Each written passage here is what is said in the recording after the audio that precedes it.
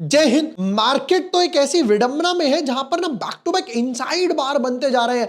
एक इनसाइड बार बनता है, ब्रेकआउट आ जाता है, फिर इनसाइड बार बनता है, ब्रेकडाउन आ जाता है, ऊपर नीचे बैक टू बैक इनसाइड बार बन रहे हैं। एक ब्रॉड टिप ये है, हमेशा लेटेस्ट वाले इनसाइड बार पे ध्यान रखना, आगे की तरफ फोकस करो, पीछे जो बीत गया वो बीत गया। ये टेक्निकल का मेरा रूल बोलता है।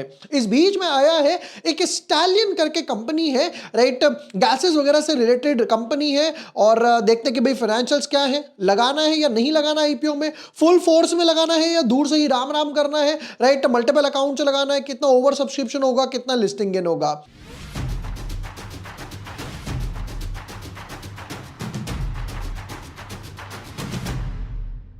हाय everyone, my name is Vibhor Varshney, I am a SEBI registered research analyst. आज के वीडियो में करेंगे एक और आईपीओ के डिटेल्ड एनालिसिस। पहले देखेंगे उसका बिजनेस मॉडल क्या है, इंपॉर्टेंट डेट्स क्या है, किस वैल्यूएशंस पे लेकर आ रहे हो, ओएफएस कितना है, फ्रेश इश्यू कितना है, प्रमोटर होल्डिंग बाद में कितनी होने वाली है, फाइनेंशियल्स क्या है, पैसा किस लिए उठा रहे हो, और पीयर कंपैरिजन, पूरा डिटेल स्ट्रक्चर बना के पता चलेगा कितने लिस्टिंग गेन बन सकते हैं। But yes, before moving ahead, अगर अभी तक आपने हमारा चैनल सब्सक्राइब नहीं किया है, 397K हो गए आप लोगों के सपोर्ट से, 400K भी होने वाले हैं। एक बढ़िया सा एक Q&A सेशन 1-2 घंटे का, या फिर एक बढ़िया सी स्ट्रैटेजी मैं आपको देने वाला हूं। तो यहां पर क्या है ना, ऑन द बोर्ड आपको सब कुछ मिल जाएगा। जैसे कि एनटीपीसी ग्रीन के एनालिसिस करे थे, बजाज हाउसिंग फाइनेंस जो आप लोगों ने मांगा था, रोचित के साथ पॉडकास्ट, निफ्टी कैसे गिरेगा ये देखो, ये भी मैंने पहले डाला था, लक्ष्मी डेंटल आईपीओ, और ये सब कुछ ऑन द बोर्ड आपको यहां पर मिल जाएगा। स्टैलियन इंडिया की बात करते हैं, देखते हैं कि भाई कंपनी क्या काम कर रही है, बिजनेस मॉडल क्या है, वहां से समझना शुरू करते हैं। Incorporated in 2002, Stallion India Fluorochemicals Limited is engaged in the business of selling refrigerant and industrial gases and related products वगैरह, राइट। तो जो फ्रिज में गैस भरी जाती है, एसी वगैरह में गैस भरी जाती है जिससे वो कूल रहता है, ये इंडस्ट्रियल गैसेस वगैरह, इन सब में ये लोग काम करते हैं।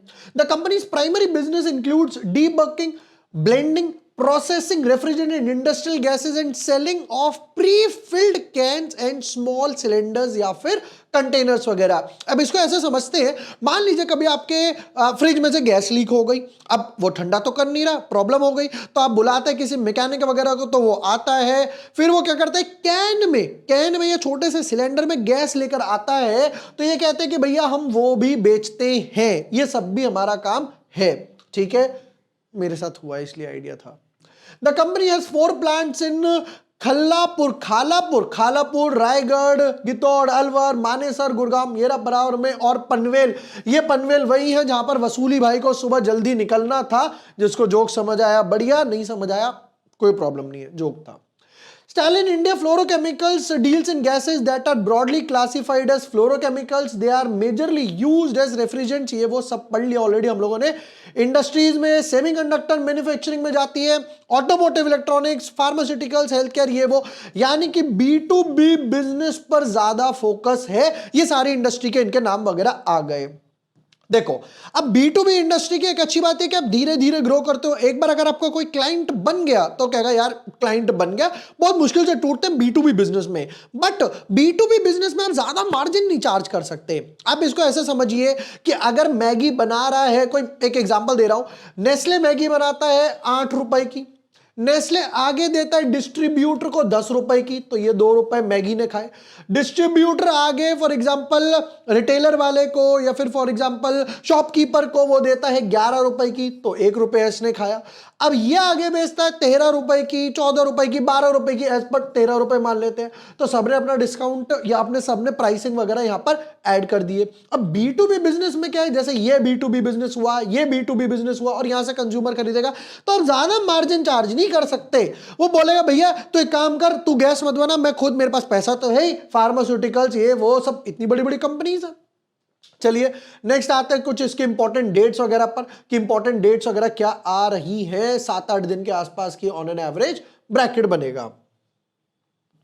आ जाओ। तो कहते हैं आईपीओ ओपन होगा 16 तारीख को, फिर उसके बाद 20 तारीख को आईपीओ क्लोज होगा, यानी कि आपके 3 दिन मिलेंगे, राइट। यहां पर क्या होता है, जब आप सैटरडे संडे अप्लाई भी करते हो ना, तो मैंडेट मंडे को ही आएगा वर्किंग आवर्स में। फिर उसके बाद अलॉटमेंट आएगी 21 तारीख को, फिर 22 तारीख को रिफंड्स या फिर शेयर्स, और 23 तारीख को लिस्ट होगा। 7 दिन का ब्रैकेट बन गया। अब देखते हैं कुछ इंपॉर्टेंट वैल्यूएशंस वगैरह।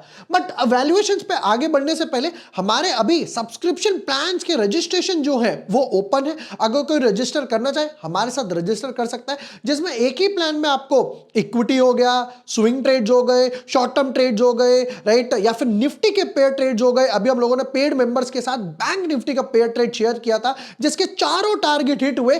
355 रुपीज पे हम लोगों ने पेयर ट्रेड लिया था और 1400 तक हमारा टारगेट था। चारों टारगेट हुए, पैसा 4 गुना बना। निफ्टी के पेयर ट्रेड्स हो गए, स्टॉक ऑप्शंस वगैरह हो गए, वो सब कुछ आपको ऑन द बोर्ड एक ही प्लान वगैरह में मिल जाएगा। अलग अलग प्लान नहीं है, जिसका लिंक मैं आपको अभी डिस्क्रिप्शन और पिन कमेंट में दे रहा हूं। अभी जाइए वहां जाके रजिस्टर कीजिए, अपना व्हाट्सएप नंबर वहां पे डाल दीजिए, टीम आपको पेमेंट कंफर्मेशन भेजेगी, बाकी गाइडलाइंस वगैरह भेजेगी, ऐड कर देगी, जहां पर आपको सारे कॉल्स और एनालिसिस वगैरह सब कुछ, कि किसका आईपीओ आ रहा है, किसमें शेयर होल्डर कोटा है, राइट। मैंने अपने पेड मेंबर्स के साथ शेयर भी करा था कि अपकमिंग शेयर होल्डर्स कोटा किस किस में, वो सब कुछ आपको ऑन द बोर्ड मिल जाएगा। अभी जाइए रजिस्टर कीजिए and be a part of our community.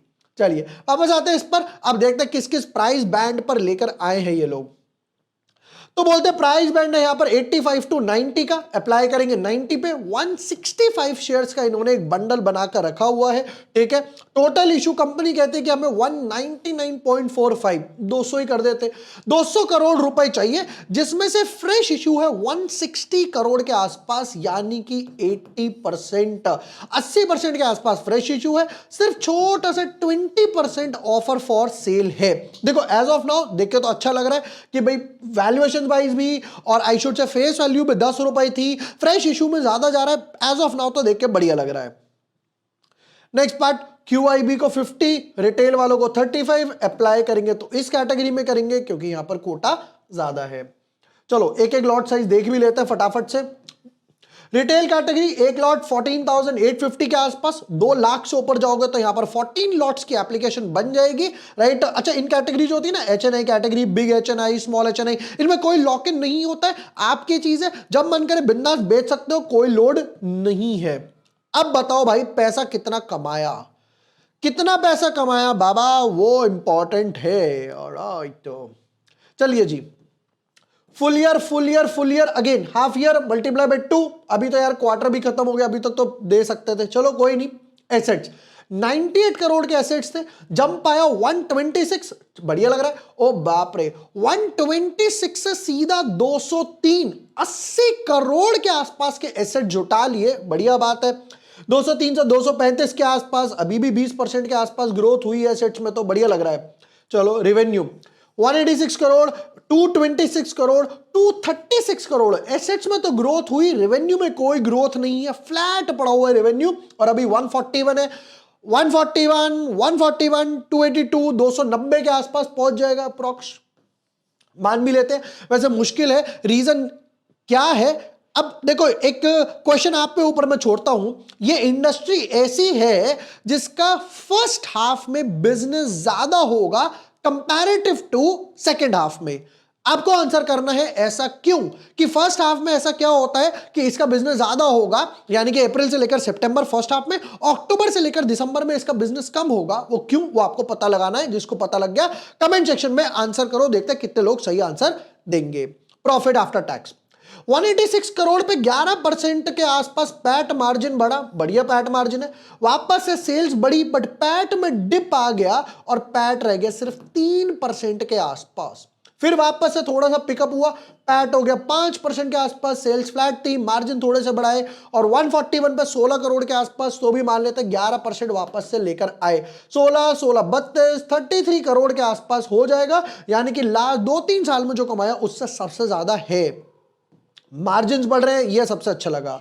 Borrowings पर आते हैं, देखो 2 करोड़, 2 से सीधा 18, 18 से 65, 65 से 81, बैक टू बैक जो है बोरोइंग्स बढ़ती जा रही है। अब ये देखो 65 से 18 हो गई, यानी कि आपने ऑलमोस्ट 40 करोड़ के आसपास, 45 करोड़ के आसपास डेट उठाया है, जिसकी वजह से मेजरली ये बड़ा है। 80 करोड़ 75 करोड़ में से 45 करोड़ तो आप यहां से लेकर गए हो, ये थोड़ा सा ट्रबल है, बोरोइंग्स को थोड़ा सा रिड्यूस करना पड़ेगा।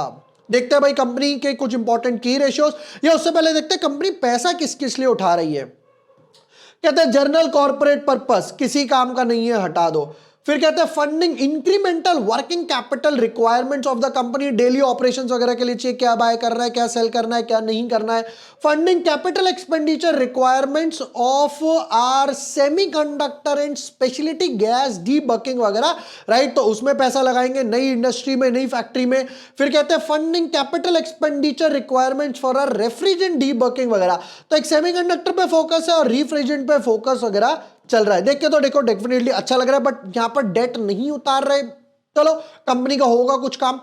रिटर्न ऑन इक्विटी और इंपॉर्टेंट रेशियोज पर आते हैं। इंपॉर्टेंट रेशियोज की तरफ देखें, return on equity 12, return on capital 13, debt कम है, समझ आता है, रिजर्व्स अच्छे हैं, पैट मार्जिन 6% के आसपास, लास्ट ईयर वाला 5-6%, price to book value 4 to 6। अब I should say moderate to high है, ज्यादा हाई नहीं है बट ज्यादा लो नहीं है, मॉडरेट टू हाई है यहां पर। पी रेशियो, ईपीएस और कंपैरिजन, तो कहते हैं ईपीएस अभी है 2 का, बाद में हो जाएगा 4 का। पी रेशियो 37 से हो जाएगा 21 के आसपास, 21 के आसपास। मेरे हिसाब से थोड़ा सा गलत कैलकुलेटेड लग रहा है मुझे, क्योंकि मेरे हिसाब से बाद में ज्यादा हो जाना चाहिए था, बट चलो अगर हम लोग 21 और 4 के हिसाब से भी माने तो कंपैरिजन करते हैं इनका 3-4 कंपनीज के साथ जो ऑलरेडी इस सेगमेंट में काम कर रही हैं। स्टैलियन हो गया, नवीन फ्लोरिन हो गया, एसआरएफ और गुजरात फ्लोरोकेमिकल्स, इसका नाम तो फ्लोरोकेमिकल्स ही है।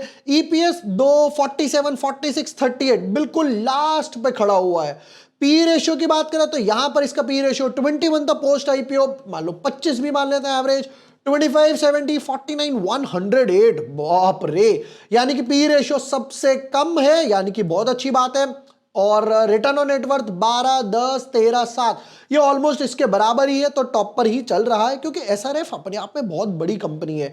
वैल्यूएशन वाइज देख के तो लग रहा है कि अच्छी वैल्यूएशन पे लेकर आए हो। अब आते हैं फाइनल वर्डिक्ट वगैरह पर।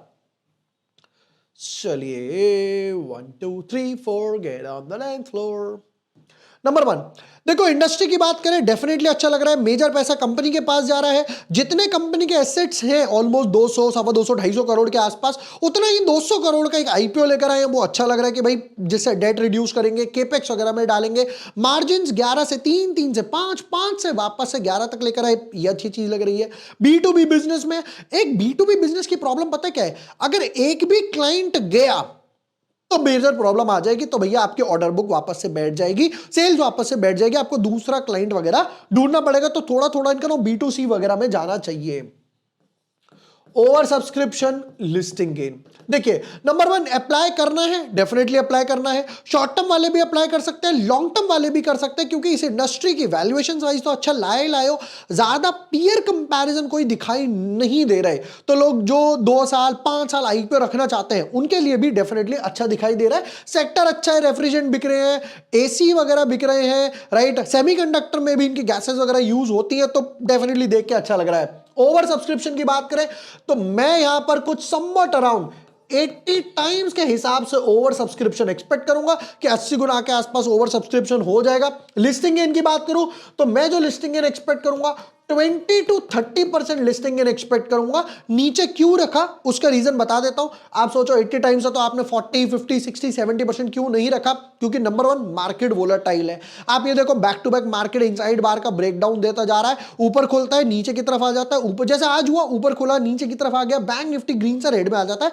पहली प्रॉब्लम ये है। दूसरी प्रॉब्लम सबसे बड़ी क्या आ रही है कि भाई मार्जिन उस हिसाब से नहीं बढ़े और डेट बढ़ता जा रहा है, और इन्होंने ये भी नहीं लिखा प्रोस्पेक्टस में कि हम डेट रिड्यूस करेंगे। जब लिखा ही नहीं हो तो रिड्यूस करेंगे ही नहीं करेंगे। पहले आप इंडस ले रहे थे 2 करोड़ पे, फिर हुआ 18 करोड़, 65 करोड़ पे 10% पे भी 6 करोड़ के आसपास, और 80 करोड़ के आसपास पे भी 8 करोड़ के आसपास इंटरेस्ट पे करोगे, जिसकी वजह से मैंने यहां पर 20 to 30% के आसपास लिखा है।